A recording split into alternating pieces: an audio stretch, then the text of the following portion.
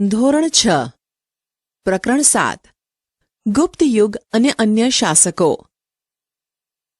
ઈસુની 3જી સદીમાં મગધમાં પ્રભાવશાળી ગુપ્તવંશની સત્તા સ્થપાઈ। ગુપ્તવંશે ભારતમાં રાજકીય એકતા, શાંતિ અને સુરક્ષા સ્થાપી। તેનાથી અપૂર્વ સમૃદ્ધિ આવી। આથી ગુપ્ત યુગને ભારતનો સુવર્ણ યુગ કહેવામાં આવે છે। સુવર્ણ યુગ એટલે દેશની સમગ્ર પ્રજાની સર્વોત્કૃષ્ટ પ્રગતિ, આબાદી। ગુપ્ત સમ્રાટોએ લોકોને શાંતિ અને સમૃદ્ધિ આપી, જેની પ્રશંસા વિદેશી મુસાફરોએ પણ કરી છે। ગુપ્ત યુગનો સુવર્ણ યુગ ઘણે અંશે ગુપ્ત સમ્રાટોનું સર્જન હતું।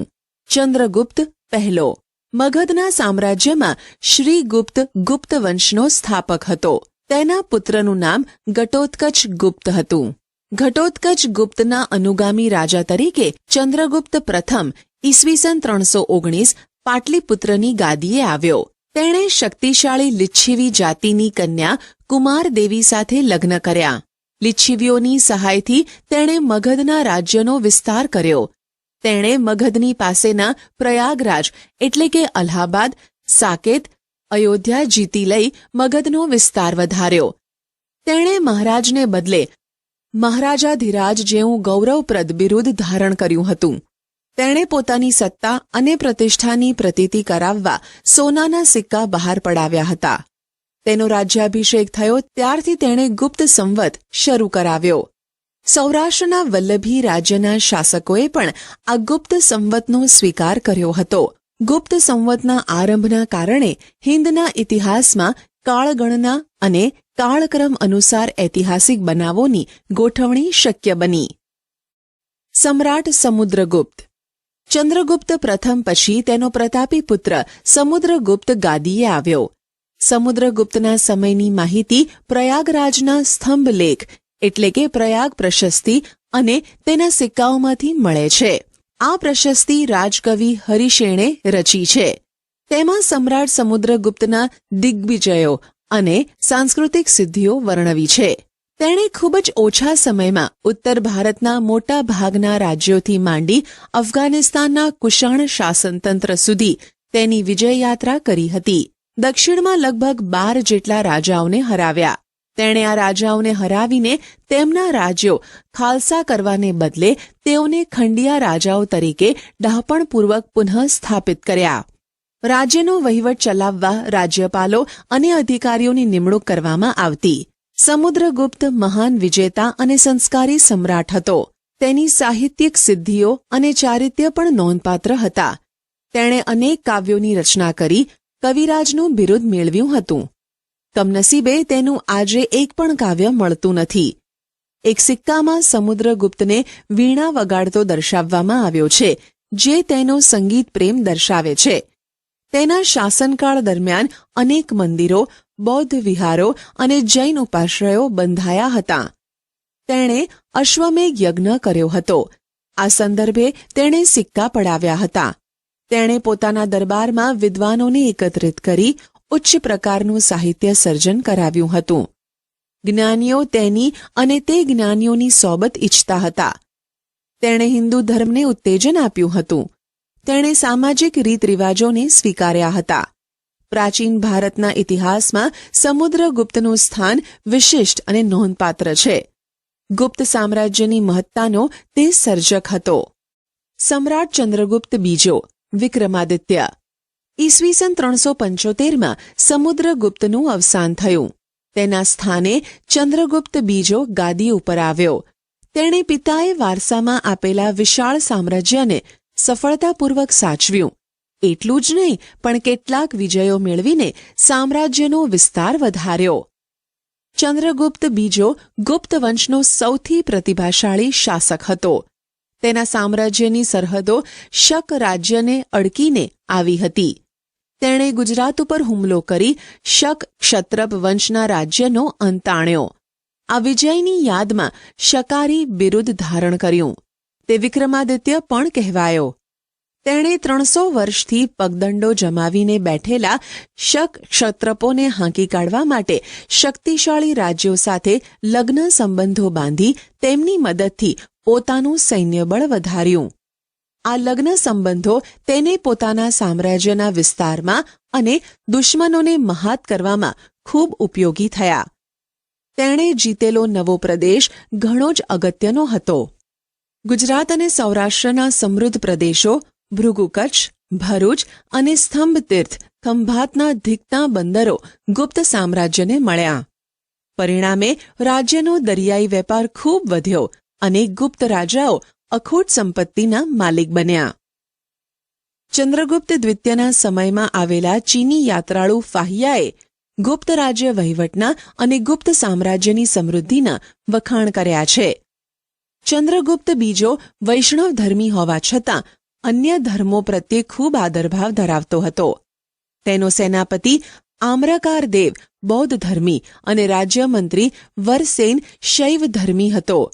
રાજધાની પાટલીપુત્રમાં પણ અનેક બૌદ્ધ મઠો આવેલા હતા.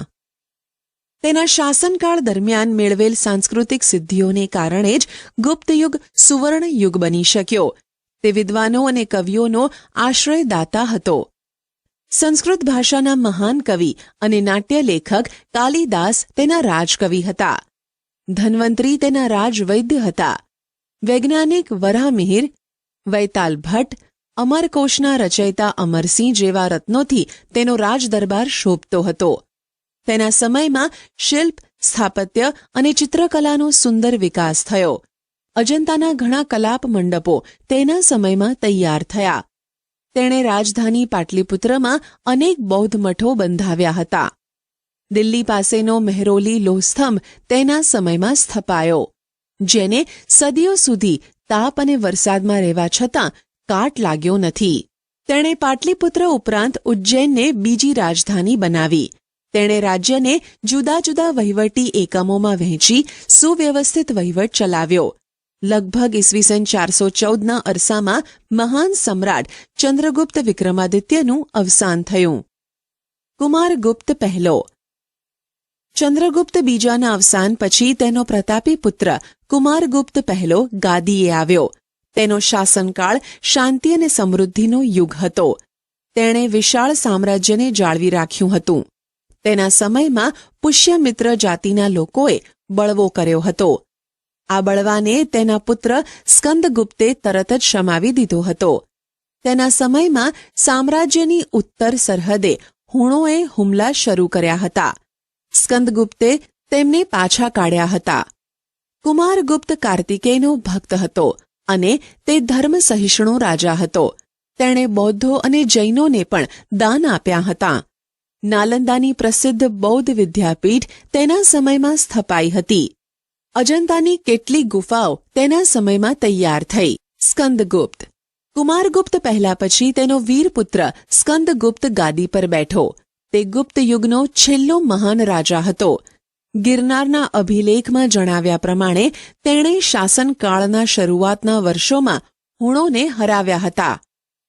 હુણો સાથેની લડાઈમાં પુષ્કળ દ્રવ્ય વપરાઈ ગયું. પરિણામે ગુપ્ત સામ્રાજ્યની આર્થિક સંપત્તિમાં ઓટ આવી. સ્કંદગુપ્ત પછીના નિર્બળ શાસકો જનુની અને શક્તિશાળી હુણોના આક્રમણને ખાળી શક્યા નહીં અને ગુપ્ત સામ્રાજ્ય ઈસવીસન 550માં છિન્ન ભિન્ન થઈ ગયું. ગુપ્ત યુગની શાસન વ્યવસ્થા. ગુપ્ત યુગના શાસનતંત્ર વિશે આપણને અભિલેખો, સ્મૃતિઓ અને પુરાણોમાંથી માહિતી મળે છે. તે પ્રમાણે શાસનતંત્ર કેન્દ્રીય, પ્રાંતીય અને સ્થાનિક એમ 3 વિભાગોમાં વહેંચાયેલું હતું. કેન્દ્રીય વહીવટીતંત્ર. ગુપ્ત શાસનતંત્રમાં સમ્રાટ વહીવટીતંત્રના કેન્દ્રસ્થાને હતા. તેઓ મહારાજાધિરાજ, પરમ ભાગવત જેવા બિરુદો ધરાવતા હતા. વહીવટીતંત્રમાં મુખ્ય સેનાપતિ મહાબલાધિકૃત, વિદેશ મંત્રી મહાસંધિ વિગ્રહક, મહેલો અને દ્વારોના રક્ષકોના વડા મહાપ્રતિહાર કહેવામાં આવતા. મહાઅશ્વપતિ એ ઘોડેસવાર સેનાના વડા અને મહાપિલુપતિ એ હાથીની સેનાના વડા હતા. રાજ્યના દસ્તાવેજો સાચવવા માટે પુસ્તપાલની નિમણૂક કરવામાં આવતી. પ્રાંતીય વહીવટીતંત્ર. પ્રાંતના વડા તરીકે મોટે ભાગે રાજકુમારને મૂકવામાં આવતા. કુમારામાત્ય અને આયુક્ત પ્રાંતમાં મુખ્ય ભૂમિકા ભજવતા.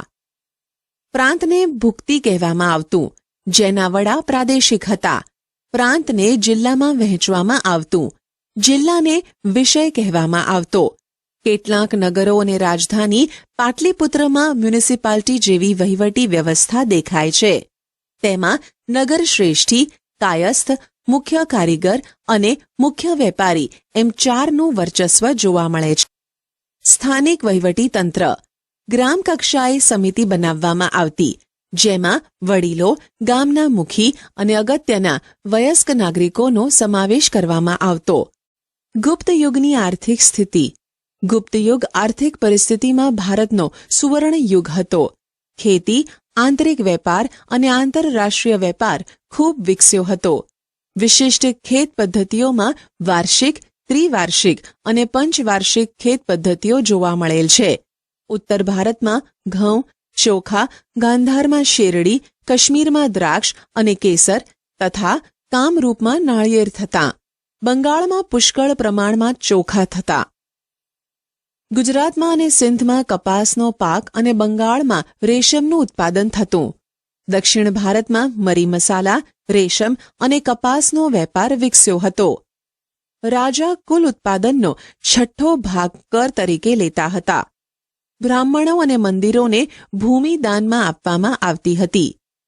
આંતરરાષ્ટ્રીય વેપાર એ ગુપ્ત યુગની વિશેષતા હતી. ભારતથી સ્થળ માર્ગે મધ્ય એશિયા લઈને યુરોપ સુધી સુતરાઉ કાપડ, રેશમી કાપડ અને મસાલા નિકાસ થતા. તો ખંભાત, ભરૂચ, સોપારા અને તામ્રલિપ્તિ જેવા આંતરરાષ્ટ્રીય બંદરોના માધ્યમથી વિશ્વના પૂર્વ અને પશ્ચિમ ભાગમાં સુતરાઉ કાપડ, રેશમી કાપડ, મસાલા, તેજાના, ઇમારતી લાકડાની નિકાસ થતી, જ્યારે સોનું, ચાંદી અને અન્ય ચીજોની આયાત થતી. ધાર્મિક સ્થિતિ. ગુપ્ત યુગમાં હિન્દુ ધર્મ અને સંસ્કૃતિ પૂર્ણ કળાએ ખીલેલા જોવા મળે છે. ગુપ્ત સમ્રાટો વૈષ્ણવ ધર્મને રાજ્ય ધર્મનો દરજ્જો આપતા. પરિણામે વિષ્ણુ, તેમના અવતારો શ્રીરામ અને શ્રીકૃષ્ણ આ સમયમાં મહદંશે પૂજાતા. લક્ષ્મી દેવી તરીકે બહુ જ ખ્યાત થયા. આ સમયમાં રામાયણ અને મહાભારત તેમજ પુરાણોનું પુનઃ સંકલન થયું. શ્રીમદ ભગવદ્ ગીતા આ સમયે ખૂબ મહત્વપૂર્ણ ગ્રંથ બન્યો. વૈષ્ણવ ધર્મની જેમ જ શૈવ ધર્મ પણ ગુપ્તકાળમાં વિકસ્યો હતો. દક્ષિણ ભારતમાં શૈવ સંતો નાયનાર કહેવાતા, જ્યારે વૈષ્ણવ સંતો આલ્વાર કહેવાતા. મહિષાસુર મર્દની દુર્ગાની પૂજા પણ પ્રચલિત થઈ હતી. સૂર્ય અને કાર્તિકેયની પૂજા પણ પ્રચલિત થઈ હતી. ગુપ્ત યુગમાં બૌદ્ધ ધર્મ અને જૈન ધર્મનો પણ વિકાસ થયો હતો. સમુદ્રગુપ્ત બૌદ્ધ ધર્મનો સંરક્ષક હતો. બૌદ્ધ ધર્મના મહાયાન અને હિનયાન પંથ વિકસ્યા હતા. ગુપ્ત યુગની સાંસ્કૃતિક સ્થિતિ. ગુપ્ત યુગ સાંસ્કૃતિક રીતે ભારતનો સુવર્ણ યુગ હતો. આ યુગમાં અનેક નવી ભાષાઓ ઉત્પન્ન થઈ હતી. કાલિદાસ, સ્કંદ સ્વામી, હરિસ્વામી અને રાણી વિજયા તથા આર્યસુર આ સમયના મહત્વના સાહિત્યકારો હતા. આ સર્વમાં કાલિદાસ સર્વશ્રેષ્ઠ હતા. કાલિદાસને ભારતના શેક્સપિયર કહેવામાં આવે છે. તેમણે ભારતીય મહાકાવ્યોની કથાવસ્તુ લઈ અભિજ્ઞાન શાકુંતલમ, રઘુવંશમ અને મેઘદૂતમ જેવા મહાકાવ્યોની રચના કરી. ગુપ્ત યુગ એ મંદિર સ્થાપત્યોની રચનાનો યુગ હતો. ગુજરાતમાં ગોપ, નચના કોઠારનું પાર્વતી મંદિર અને ઝાંસીનું મંદિર એ ભારતના સૌપ્રથમ ઇન્ટેરી મંદિરો છે. ગુપ્ત યુગ આ દ્રષ્ટિએ મંદિર સ્થાપત્યની શરૂઆત દર્શાવે છે. દુર્ગા, બુદ્ધ, કૃષ્ણ અને શિવની મૂર્તિઓ આ કાળે મોટા પ્રમાણમાં બની. ગુપ્ત યુગમાં વિજ્ઞાનની સ્થિતિ. મહાન વૈજ્ઞાનિકોમાં આર્યભટ્ટ અને વરામિહિર આ સમયમાં થયા. આર્યભટ્ટે શૂન્ય અને દશાંશ પદ્ધતિની શોધ કરી. વરામિહિરે બૃહદ સંહિતા નામનો ખગોળશાસ્ત્રને લગતો મહત્વપૂર્ણ ગ્રંથ લખ્યો. વાઘભટ્ટે આયુર્વેદ ક્ષેત્રે અષ્ટાંગ હૃદય સંહિતા નામનો મહાન ગ્રંથ લખ્યો.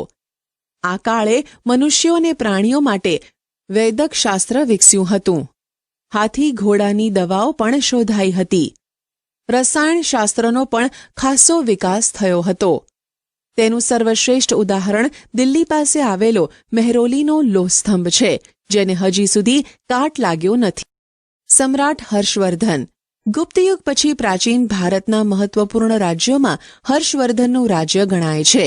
તેઓ થાણેશ્વરના પુષ્યભૂતિ વંશના હતા. પ્રભાકર વર્ધનના પુત્ર રાજ્યવર્ધન અને હર્ષવર્ધન હતા, જ્યારે તેમની પુત્રી રાજ્યશ્રી હતી. રાજ્યશ્રી કનોજના રાજા ધ્રુવવર્માને પરણી હતી. ગૌડ રાજવી શશાંક અને માલવ રાજે રાજ્યશ્રીનું અપહરણ કરી રાજ્ય પર આક્રમણ કરતા મોટી કટોકટી ઊભી થઈ.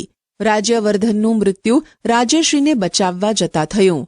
આવી કટોકટીભરી પરિસ્થિતિમાં ઈસવીસન 606માં સમ્રાટ હર્ષે રાજ્યારોહણ કર્યું. તેમણે રાજ્યશ્રીને બચાવ્યા. એટલું જ નહીં, રાજ્યશ્રીનું રાજ્ય કનોજ અને થાણેશ્વર એમ બંને રાજ્યો પર પોતાનું યોગ્ય શાસન શરૂ કર્યું. હર્ષવર્ધન પ્રાચીન ભારતના છેલ્લા મહાન સમ્રાટ હતા. તેમણે મગધ, ઓડિશા, સારસ્વત, ગૌડ, મિથિલા સુધી પોતાનું સામ્રાજ્ય ફેલાવ્યું હતું. તેના સમકાલીન રાજ્યોમાં વલ્ભીના મૈત્રક રાજા ધ્રુવસેન તેના જમાઈ હતા. દખ્ખણમાં પુલકેશી બીજો સૌથી શક્તિશાળી રાજા હતો. હર્ષવર્ધન અને પુલકેશી વચ્ચે થયેલા નર્મદાના યુદ્ધમાં સમ્રાટ હર્ષનો પરાજય થયો. હર્ષ મોટે ભાગે નર્મદાથી ઉત્તરના શક્તિશાળી રાજા ગણાતા હતા. સમ્રાટ હર્ષનું સાંસ્કૃતિક પ્રદાન બહુ જ અગત્યનું હતું. તેના સમયમાં મહાન ચીની યાત્રી યુઅન શ્વાંગ ભારત આવ્યા હતા. તેમના રાજદરબારમાં રહ્યા હતા. હર્ષ શૈવ ભક્ત હતા અને પછીથી બૌદ્ધ ધર્મના મહાન અનુયાયી બન્યા. તેમણે કનોજમાં યુઅન શ્વાંગના અધ્યક્ષપદે એક ધર્મ પરિષદનું આયોજન કર્યું. બુદ્ધની પ્રતિમાને હાથીની અંબાડી પર મૂકી તેની પૂજા કરાવી સ્થાપિત કરી હતી. મહાયાન અને હીનયાન સંપ્રદાયો વિશે આ પરિષદમાં ગોષ્ઠી યોજાઈ હતી. સમ્રાટ હર્ષ સાહિત્ય, કલા અને વિદ્યા પ્રત્યે અનુરાગ રાખતો હતો. તેના દરબારમાં મહાન કવિ બાણભટ્ટ સંકળાયેલા હતા, જેમણે હર્ષચરિતમ અને કાદંબરી જેવા સંસ્કૃત સાહિત્યના મહાન ગ્રંથો લખ્યા હતા. મયુરભટ્ટ અને કવિ જયસેન પણ હર્ષના સમયના મહાન કવિઓ હતા. સમ્રાટ હર્ષ પોતે પણ ઉચ્ચ કોટીના સાહિત્યકાર હતા. તેમણે પ્રિયદર્શિકા અને રત્નાવલી નામના 2 નાટકોની રચના કરી હતી. સાથે સાથે ભગવાન બુદ્ધની જાતક કથાઓ ઉપરથી નાગાનંદ નામનું વિશિષ્ટ નાટક પણ લખ્યું હતું. હર્ષે અન્ય દેશો સાથે પણ મૈત્રી સંબંધો બાંધ્યા હતા. તેમણે પોતાના દૂત મંડળને ચીનમાં મોકલ્યા હતા. તે જ રીતે ચીનથી ભારતમાં ચીનના દૂત મંડળે મુલાકાત લીધી હતી. આ દ્રષ્ટિએ સમ્રાટ હર્ષ એક ઉચ્ચ કોટીના શાસક, વિજેતા, વહીવટીકર્તા અને સાહિત્યકાર હતા. તેમણે નાલંદા વિદ્યાપીઠને નિભાવવા માટે 100 ગામ ભેટમાં આપ્યા હતા. પુલકેશી બીજો. સમ્રાટ હર્ષના સમકાલીન રાજ્યોમાં સૌથી શક્તિશાળી ચાલુક્ય વંશી રાજા પુલકેશી બીજા હતા. તેમણે મહારાષ્ટ્રમાં રાષ્ટ્રકૂટો પાસેથી સત્તા આંચકી રાજ્ય સ્થાપ્યું. પુલકેશી બીજાએ 40 વર્ષ જેટલા લાંબા સમય સુધી શાસન કર્યું હતું. તેણે સમ્રાટ હર્ષને પણ હરાવ્યા હતા. તે મહાન વિજેતા હતા. તેણે દક્ષિણ ભારતના કદંબો, માહેશ્વરના ગંગો, કોંકણના મૌર્યોને હરાવી દક્ષિણ પથના સ્વામીનું બિરુદ પ્રાપ્ત કર્યું હતું. લાટ, માલવ અને ગુર્જરોને પણ તેણે હરાવ્યા હતા.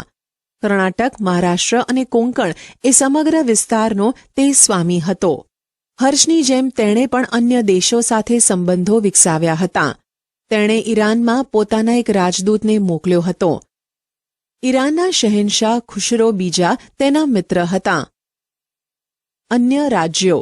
આ સમયે અન્ય રાજ્યોમાં કાંચીના પલ્લવો, રાજસ્થાનના ગુર્જર પ્રતિહારો, વલ્ભીના મૈત્રકો, દક્ષિણ ગુજરાતમાં ગુર્જરો, કાશ્મીરમાં કરકોટકો વગેરેનો સમાવેશ થાય છે, જેમાં કાંચીના પલ્લવો સ્થાપત્ય અને કલાને લીધે પ્રખ્યાત થયા હતા. તેમણે બ્રહ્મા, વિષ્ણુ, મહેશની અનેક મૂર્તિઓ શિલાઓમાં કંડારી મંદિરો બંધાવ્યા હતા. મહાબલીપુરમના સમુદ્ર તટે રથ મંદિરો બંધાવનારા પલ્લવોએ ભારતની સાંસ્કૃતિક સમૃદ્ધિમાં વધારો કર્યો છે. કાંજીવરમમાં તેમણે બંધાવેલું કૈલાશનાથ મંદિર તે સમયનું સૌથી શ્રેષ્ઠ મંદિર ગણાવી શકાય.